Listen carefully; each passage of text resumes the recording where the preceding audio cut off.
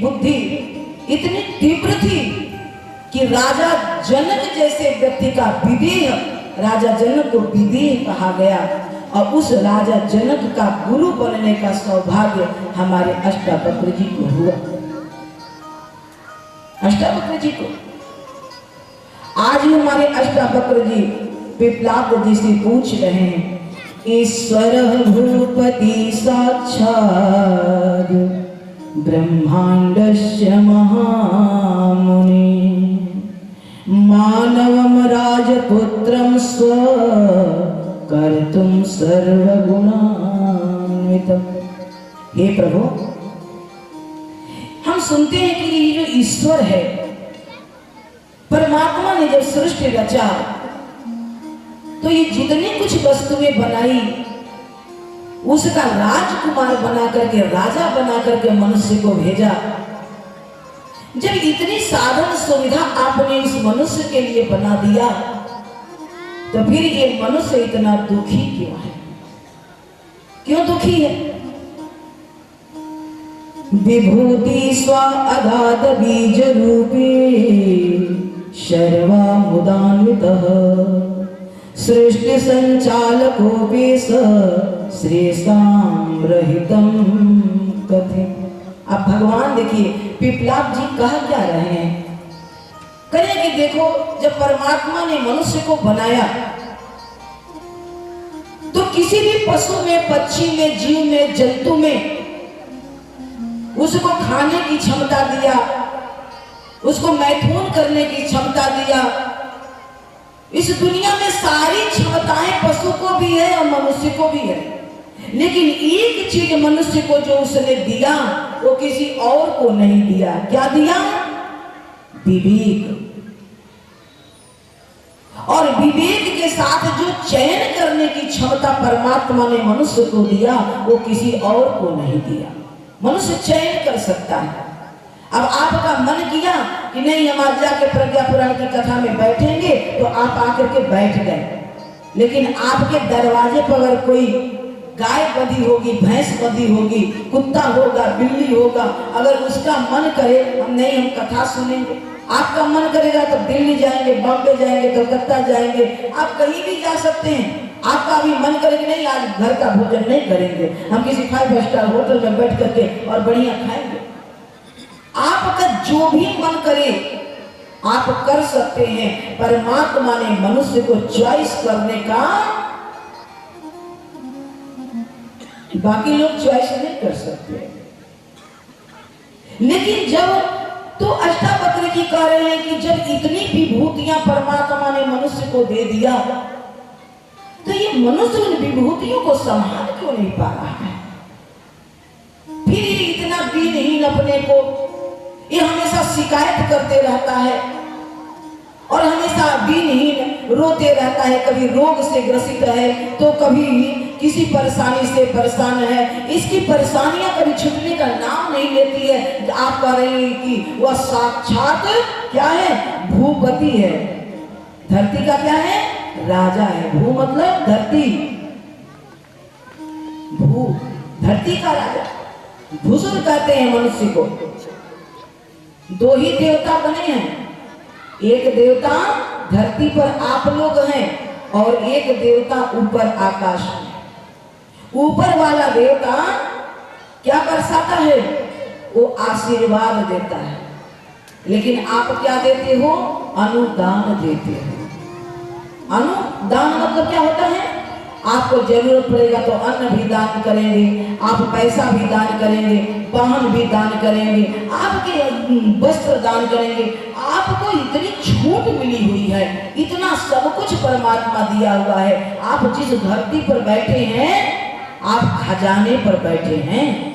कौन जानता है इस धरती के नीचे हीरा है कि सोना है कि कोयला है कि क्या है? कोई नहीं जानता। आप साक्षात ऐसी जगह पर बैठे हैं, धरती पर बैठे हैं जिसके नीचे पता नहीं किन किन चीजों की खदानें होंगी। एक भिखारी था, जीवन भर भीख मांगा, जीवन भर भीख मांगा, पेड़ के नीचे बैठ करके भीख मांगता था। और जब मर गया तो लोगों ने कहा कि इतना दिन से भिखारी यहाँ मंदिर के सामने पेड़ के नीचे बैठ के भीख मांगता था, ये जमीन दूषित हो गई है, उसको जला करके और किसी तरह से ब्राह्मण को भोज दे करके, और वो जहाँ बैठा था उतने वर्षों तक, 30-40 वर्षों तक जहाँ बैठा था, लोगों ने कहा कि चलो ये मट्टी कोड़ करके फेंक देते हैं, दूषित हो गया, ये भिखारी बैठा था, और नया मट्टी यहाँ पाट देते हैं। जब उस मट्टी की कोड़ाई होने लगी तो उसमें से सोने के असरफी से भरा एक घड़ा निकला। लोगों ने कहा अरे सोने के घड़े भरे हैं असरफियों से, और इस पर बैठ करके ये भिखारी जीवन भर हाथ फैलाता रहा। आज हमारे पिपलाद जी कह रहे हैं ये जितने भी धरती के लोग हैं ना, ये असरफियों पर, हीरे मन्ने का ये बैठे हुए हैं, रत्नों पर बैठे हुए हैं, लेकिन फिर भी कहते हैं परमात्मा ने तो हमको कुछ दिया ही नहीं, कुछ नहीं दिया।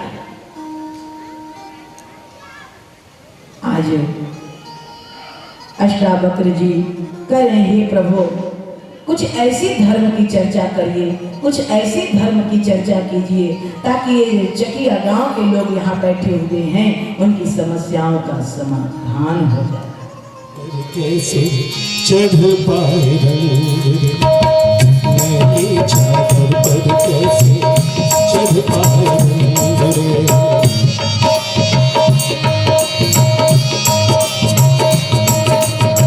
सूख नहीं पाए चादर ओढ़ने का ढंग, मैं चादर पर कैसे चढ़ पाए रंग, मैं चादर पर कैसे चढ़ पाए रंग।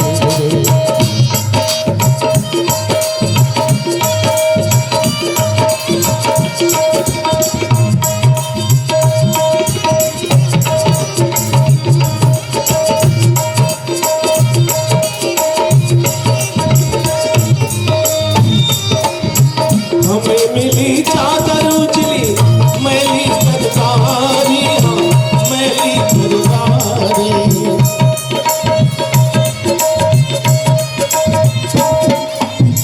जिधर गए हम तो उतनी काली मन लगा ली, हम काली मन लगा ली। मैला मन अंतरंग है, मैला मन अंतरंग है, मैला बहिरंग है, मैली चादर पर कैसे चढ़ पाए रे, मैली चादर पर कैसे चढ़ पाए रे।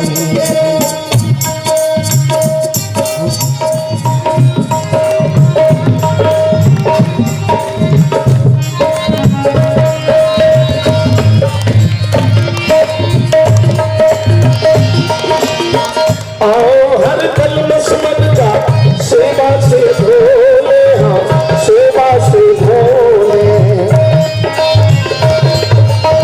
सबको अपना ले मन से, हम सबके होले, हाँ हम सबके होले।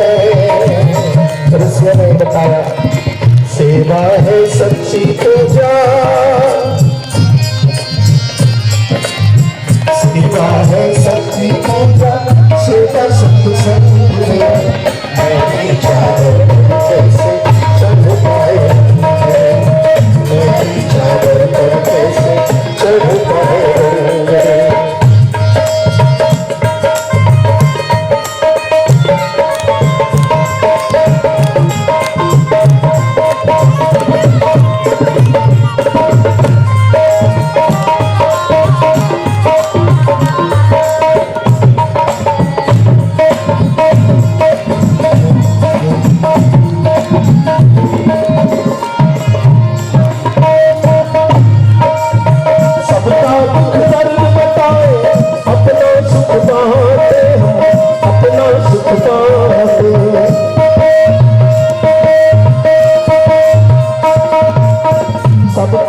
सबका दुख दर्द बतावे, अपना सुख बांटे, हम अपना सुख बांटे।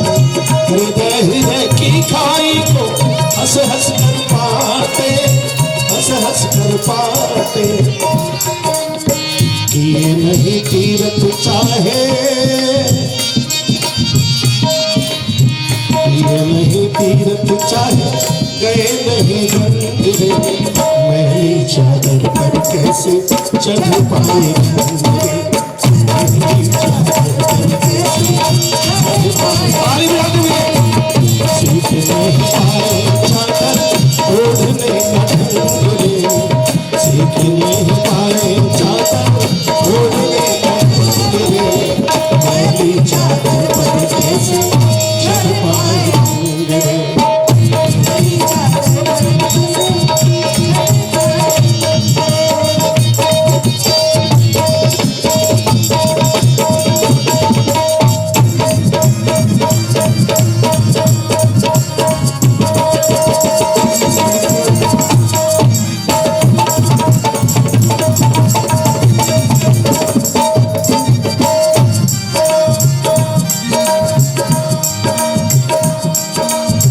परहित में अपने साधन समय हम लगाए, समय हम लगाए, परहित में अपने साधन समय हम लगाए, हाँ समय हम लगाए, मन का हर मैल धुले भी पुण्य हम कमाए, पुण्य हम कमाए, हर को ना हो फिर, हर को ना हो फिर उजला, हर को ना हो फिर उजला, उजला हर हाथ ऊपर एक बार करते हैं, बोलिए गायत्री माता की, अब मिल के बोलिए क्या बोला है, महली चादर पर कैसे चढ़ पाए, महली चादर पर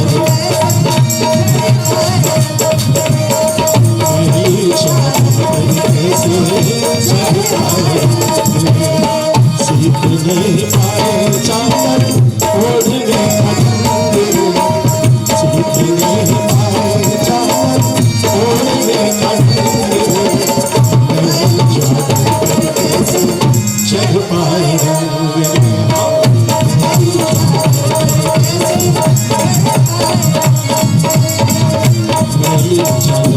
कैसे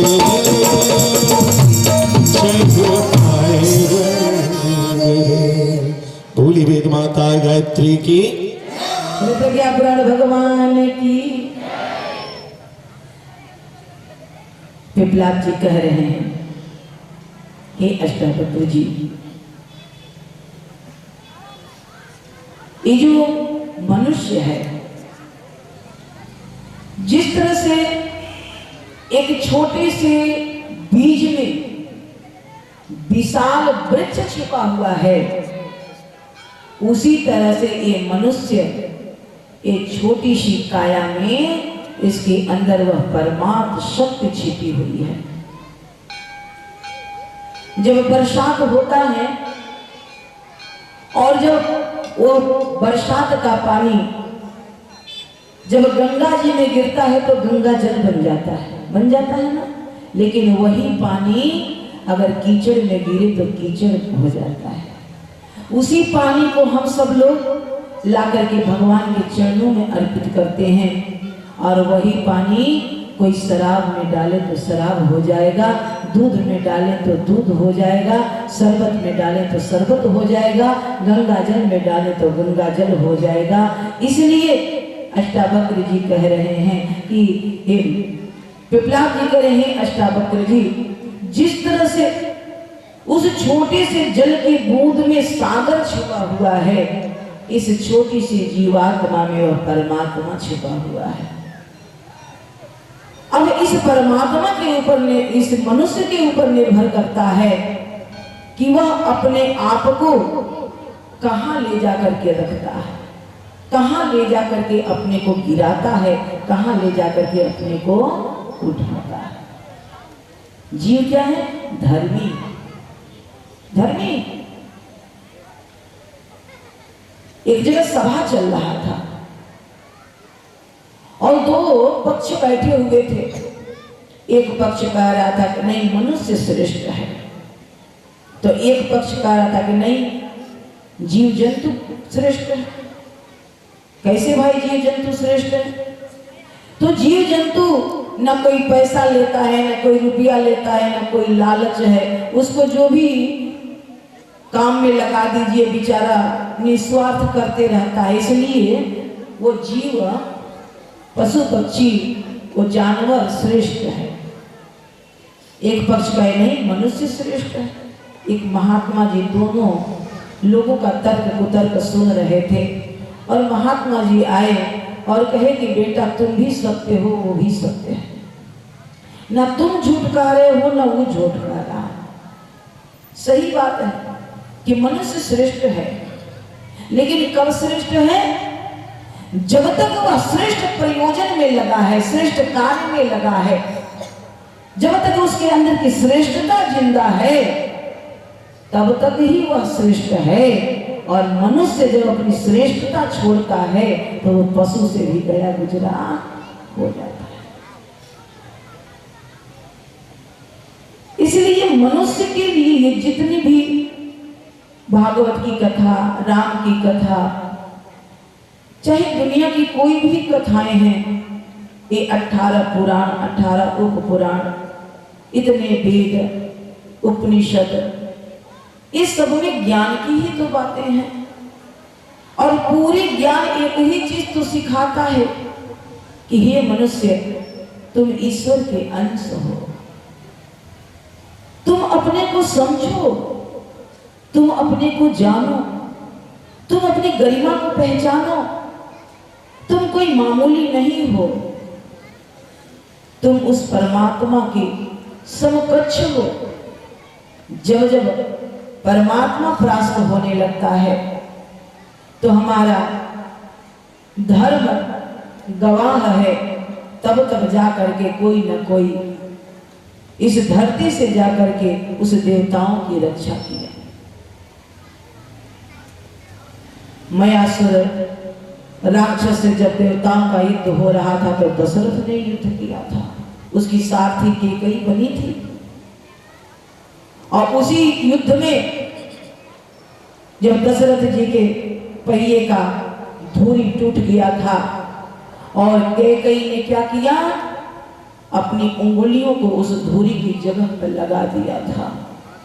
और उस रणभूमि से जब रथ को लेकर के कैकेयी भागने लगी तो वह मयासुर राक्षस ललकारने लगा, ऐ कैकेयी, जिस दशरथ को तुम लेकर के जा रही हो, जब इतिहास लिखा जाएगा तो इस दशरथ को, जिसको 10 इंद्रियों पर जिसका अधिकार है, जो इतना प्रतापी राजा है, लेकिन जब इतिहास लिखा जाएगा तो इसको भगोड़े के नाम से लोग जानेंगे। कैकेयी मुस्कुराने लगी, हंसने लगी और उस रणभूमि की रज को उठा करके कैकेयी ने संकल्प लिया। और संकल्प लेते हुए उसने कहा कि ऐ मयासुर राक्षस, मैं उस मूल को बचा रही हूं। जब मूल रहेगा तभी जाकर के आगे का कार्य होगा। जब दशरथ जिंदा रहेंगे और इसी दशरथ के बीज से मैं छत्राणी कैकेयी और सुमित्रा और कौशल्या ऐसे वीर पुत्रों को हम लोग जन्म देंगे कि तू क्या, तेरी पीढ़ी की पीढ़ी मैं बर्बाद करके रख दूंगी। यह एक कैकेयी का संकल्प है, एक कैकेयी का संकल्प है। और कैकेयी ने संकल्प लिया और उस संकल्प को कैकेयी ने पूरा करके दिखाया। जिस राम को कैकेयी इतना मानती थी, इतना प्यार करती थी, एक पल भी अगर राम को कैकेयी न देखे तो उसे नींद नहीं आती थी। लेकिन वही राम जब गुरुकुल से लौट करके आए और वही राम का विवाह हुआ, कैकेयी कितनी प्रसन्न थी। और वही राम जब राजा बनने के लिए उनकी योजना बनने लगी कि कल राम राजा बन जाएंगे, सारे देवताओं में हलचल मच गया और सारे देवताओं ने विचार विमर्श किया, इसका समाधान कौन निकाल सकता है, कौन है। बोले इसका समाधान एक ही है, छत्राणी है, केकई है जो इसका समाधान निकाल सकती है। और सारे के सारे देवता केकई के भवन में उतर करके आए। और माँ केकई जब देखी कि समस्त देवी शक्तियां हमारे भवन में आई हैं, माँ केकई ने कहा कि ऐसा कौन सा आपातकालीन है कि आप सब के सब हमारे भवन में उतर के आए हैं।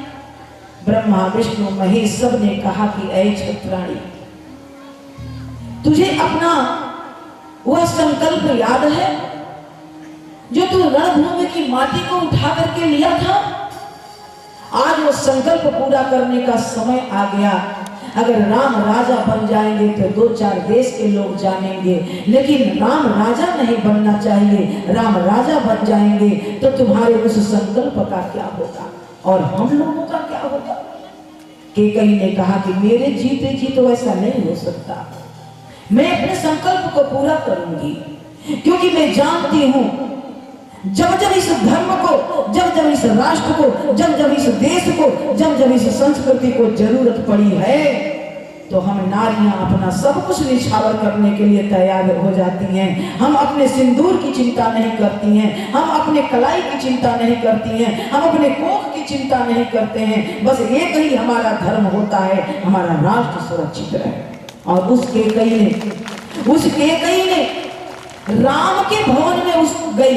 राम के भवन में पहली बार था अपने जीवन में कि ब्रह्म बेला में केकई आज राम के कमरे के बाहर खड़ी है। और जब केकई खटखटाने लगी और जब राम उस ब्रह्म बेला में देखते हैं मेरे आंखों के सामने माँ कैकई खड़ी है, तो राम चरणों में गिर जाते हैं। कहते हैं माँ, इस ब्रह्म बेला में कौन ऐसी जरूरत पड़ी? घर में इतने दास दासियां थे और मां आप आई मेरे दरवाजे पर, कौन ऐसा आपत्ति आ गया इस अयोध्या नगरी पर? केकई ने कहा कि पुत्र, इस समय जो संकट है ना वो शायद किसी समय नहीं था। मुझे बैठने को नहीं कहोगे क्या? राम केकई का हाथ पकड़ करके बैठाते हैं, मां बैठो। केकई ने कहा कि पुत्र, मैं बड़ी आशा लेकर के आई हूं,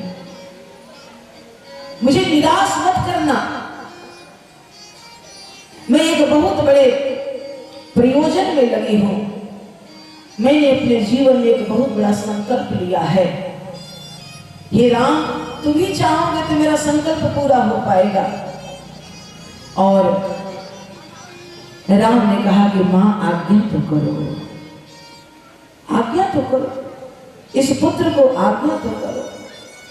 सुन जननी सोई सुत बड़ भागी, माँ तो भी तो चरण अनुरागी,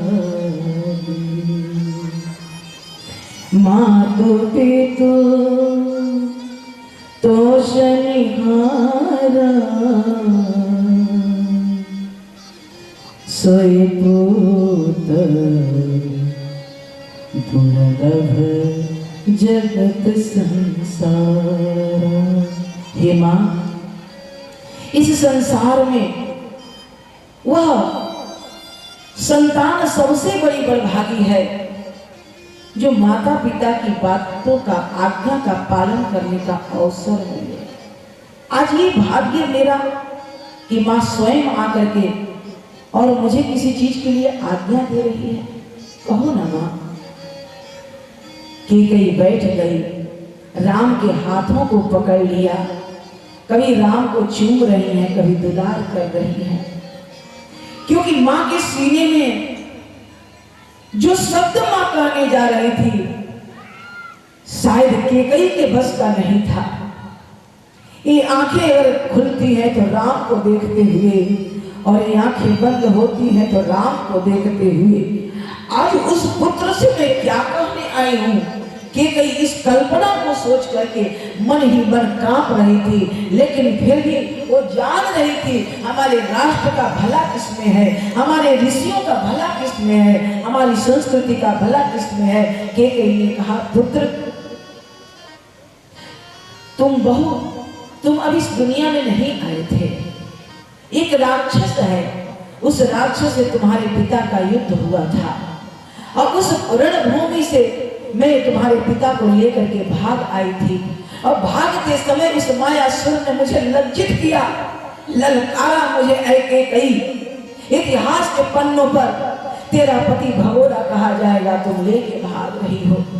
और पुत्र, मैंने संकल्प लिया था, जिस तरह से तुम विश्वामित्र के साथ गुरुकुल में पढ़ने गए और जब तुम उस यज्ञ की रक्षा करने गए और यज्ञ की रक्षा करने गए और तुमने उन ऋषियों की हड्डियों को देखा और हड्डियों को देख करके राम तुम्हारी भुजाएं फड़कने लगी और तुमने तुरंत संकल्प किया, निश्चरहीन प्रभु जगमाही भुज उठाए प्रण कीन और सकल मुनि के आश्रम जाए जाए सुख दी।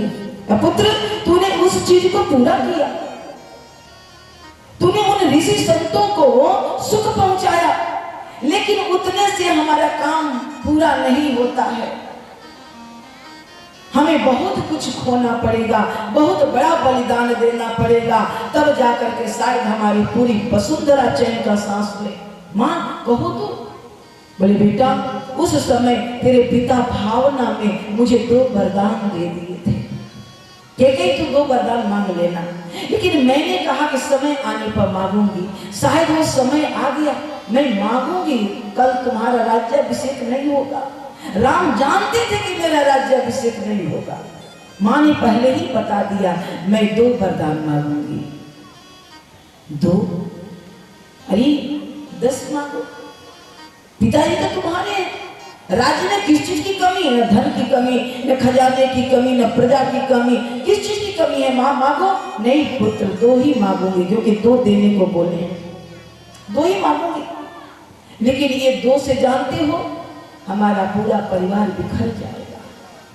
राम, पूरा परिवार बिखर जाएगा। माँ, ऐसा कौन सा तू वरदान मांगेगी जिसके लिए इतनी भूमिका बांध रही है? ये कौन सा वरदान है? कैकेयी ने कहा कि पुत्र, पहले में मैं तुझे 14 वर्षों के लिए वन भेज दूंगी। राम की तो खुशी का ठिकाना ही नहीं। मैं जानता था मेरा स्वभाव क्या है, मेरा गुण क्या है, तुझसे ज्यादा कोई जानने वाला नहीं है। माँ, मैं तो हमेशा खेलना चाहता हूँ, मित्रों के साथ रहना चाहता हूँ, संतों की सेवा करना चाहता हूँ। मैं कभी इस राजकाज में लपटना नहीं चाहता था। मैं जानता था मेरी माँ मेरी मन की बातों को जानती है। कैकेयी ने कहा, पुत्र, तुमको पता है तू तो चला जाएगा वन को, ऋषियों का सेवा करेगा, ऋषियों का ज्ञान पाएगा, ऋषियों का संरक्षण पाएगा, लेकिन तुमको पता है तुम्हारे जाते ही तुम्हारे पिता की मृत्यु हो जाएगी। मृत्यु हो जाएगी, वो सहन नहीं कर पाएंगे। राम ने कहा, मां, तो इतना बड़ा त्याग क्यों कर रही हो? क्यों कर रही हो? बोली, देश के लिए। अरे मैं तो सिर्फ अनाथ होऊंगा, लेकिन तू तो, तेरी तो कोख भी खाली हो जाएगी, आंचल भी खाली हो जाएगी और मांग भी सूनी हो जाएगी। इतना बड़ा त्याग। बोली, पुत्र, और दूसरे वरदान में मैं भरत के लिए राजगद्दी मांग लूंगी। राम कैकेयी को इतना चूमे, इतना चूमे। मां, तूने एकदम सत्य कहा, मेरा भरत ही है जो साक्षात धर्म के रूप में इस धरती पर आया है, और उस गद्दी के युग मेरे भरत के सिवा कोई और नहीं है। भरत ही है। राम सब कुछ जानते थे और कैकेयी ने वरदान मांग लिया। इसीलिए जहां कहीं भी देखो, राम कभी कैकेयी मां से रुष्ट नहीं हुए। माँ जब वन को भी गई है मिलने, तो सबसे पहले राम उनके चरणों को छूते हैं। जब वन से लौटे तो भी सबसे पहले कैकेयी माँ के ही भवन में गए। राम जानते थे कि माँ जो कुछ भी करती है, माँ जो कुछ भी करते हैं, उसके पीछे संतान की भलाई छिपी हुई होती है। वो कभी कभी अपनी संतान के लिए बुरा सोच ही नहीं सकती। दुनिया में किसी की मां नहीं है जो अपने संतान के लिए बुरा सोचे, लेकिन आज की संतान की बुद्धि पता नहीं कहां चली गई। आज माता पिता की बातें अच्छी नहीं लग रही हैं। आज अच्छी किसकी बातें लग रही हैं? मित्रों की लग रही है। आज संस्कार माता पिता नहीं दे रहे हैं, आज संस्कार उसको उसका मोबाइल दे रहा है, मित्र दे रहा है, उसकी संगति दे रही है। हमारी संस्कृति क्या थी?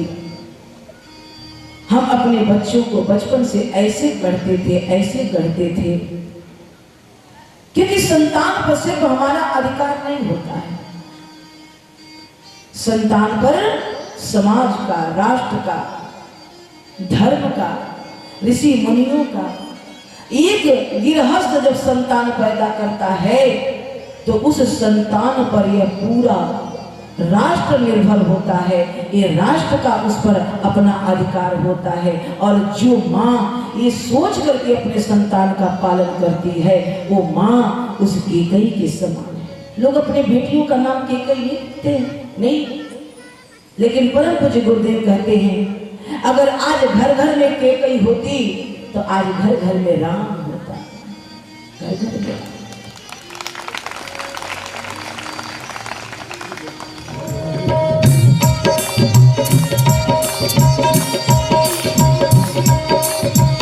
करजोटे घंट जलाई मेरे हिंदुस्तान में, मेरे हिंदुस्तान में। कानमयी ऊर्जा सरसाई, कानमयी ऊर्जा सरसाई मेरे हिंदुस्तान में, मेरे हिंदुस्तान में, मेरे हिंदुस्तान में।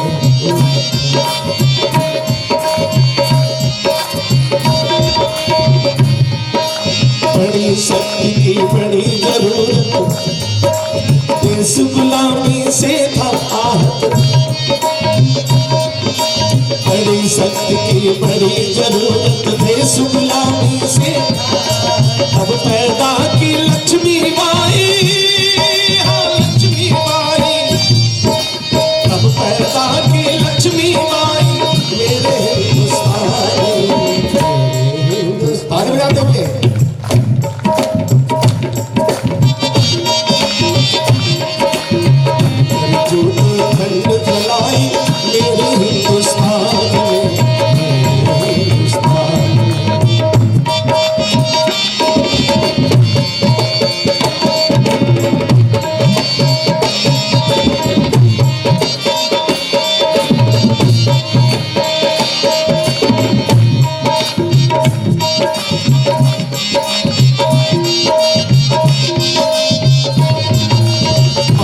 जब ही शांति पथ भूला, संशय समंजस में झूला। मानव जब ही शांति पथ भूला, संशय समंजस में झूला। तभी ज्ञान की गीता गाई, तभी ज्ञान की गीता गाई मेरे हिंदुस्तान, मेरे हिंदुस्तान।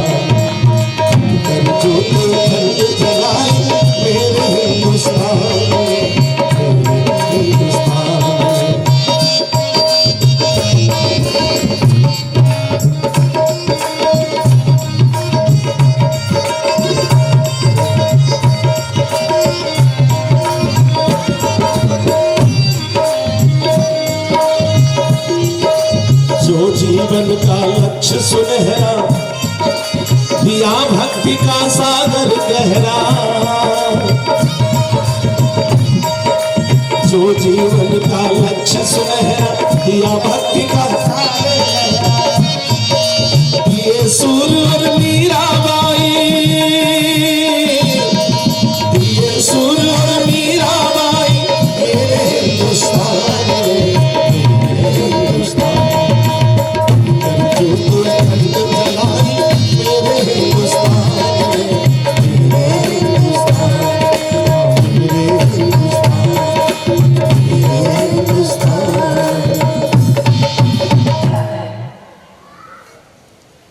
सिया राम मैं सब जग जानी, करहु प्रणाम जोर जुग पानी। तो गुरुदेव कहते थे कि बेटा, जब पूरे विश्व की बेटियां सिया हैं और जब संतान राम है, तो फिर तुम शुंभ निशुंभ कैसे बन जाते हो? कहते हैं बार बार ना कि सिया राम मैं सब जग जानी। इस जगत में मैं सबको सिया और राम की नजर से देख रहा हूं। तो भाई, कब इतनी छोटी छोटी लड़कियों का बलात्कार कैसे हो जा रहा है? इसका मतलब वो जो चौपाई है सिर्फ ओठ पर है, वो न कंठ में उतरा, न हृदय में उतरा, न जीवन में उतरा नहीं। अगर उतर जाता तो गुरुदेव ने कहा कि रामायण की हर चौपाई अनमोल है, लेकिन उन सारे अनमोलों में अनमोल है मात्र एक चौपाई, सिया राम मैं सब जग जानी, करहु प्रणाम जोर जुग पानी।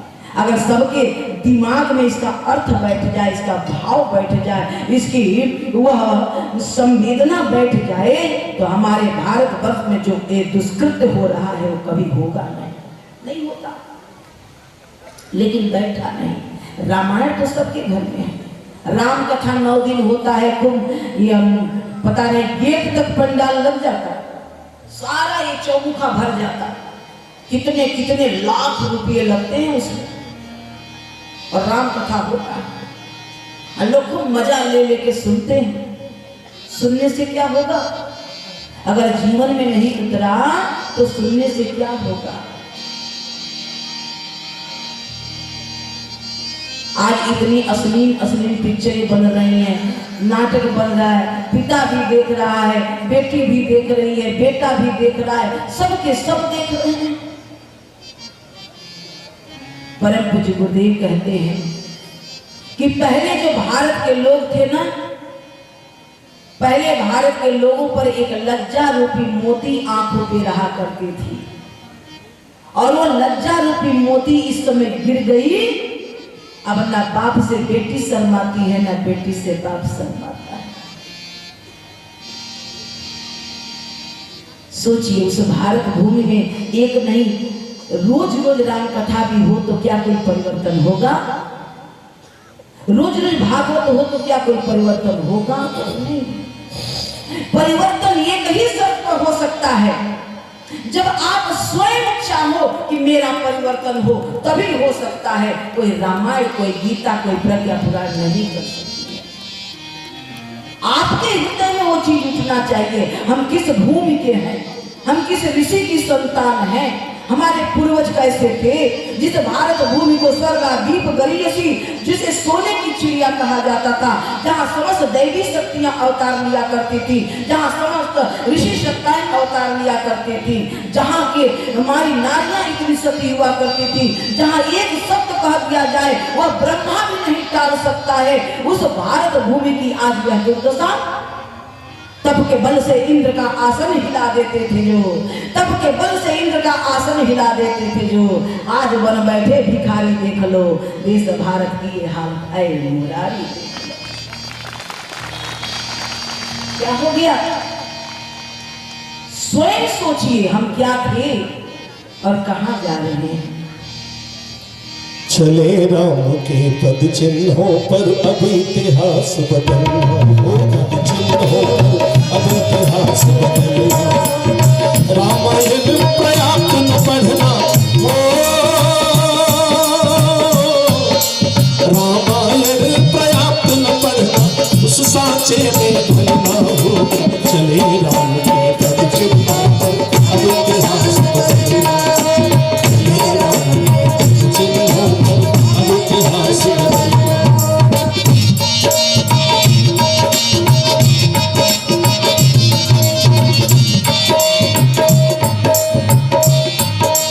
रूप अनेकों बना तारका, धीरे धीरे रूप अनेकों बना तारका, ऋषि मुनियों को सता रही, हाँ ऋषि मुनियों को जाने कितनी स्वप्न खाए, अपना नाक कटा रही, हाँ अपना नाक,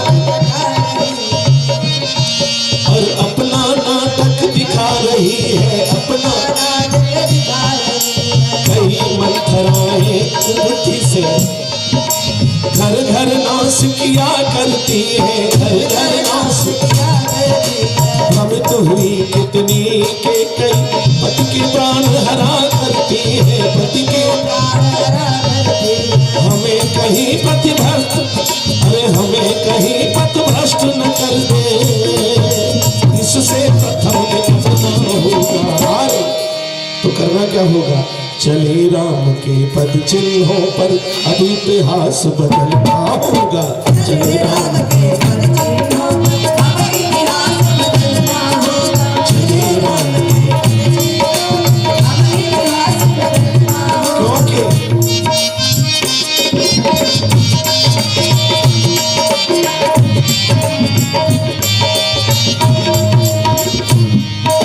जाने कितनी सीताओं का अब भी यहाँ हरण होता, अब भी यहाँ हरण होता, अब भी यहाँ हरण होता। कितने परहितरत गिद्धों का यूं ही यहाँ मरण होता, यूं ही यहाँ मरण होता, यूं ही यहाँ मरण होता। जाने कितने कानने में सुंदर बाणे में छुपे हुए, सुंदर बाणे में छुपे हुए, सुंदर बाणे में छुपे हुए। पर नारी को छलने कितने रावण योगी बने हुए हैं, रावण योगी बने हुए हैं, रावण योगी बने हुए हैं। जो समाज के शोषक उनको, जो समाज के शोषक उनको कर संकल्प चलना होगा। तो कैसे? चले राम के पद चिन्हों पर अब इतिहास बदले। बोलिए, चले राम के पद चिन्हों पर अब इतिहास बदलना होगा। चले राम के पद चिन्हों पर अब इतिहास बदलना होगा।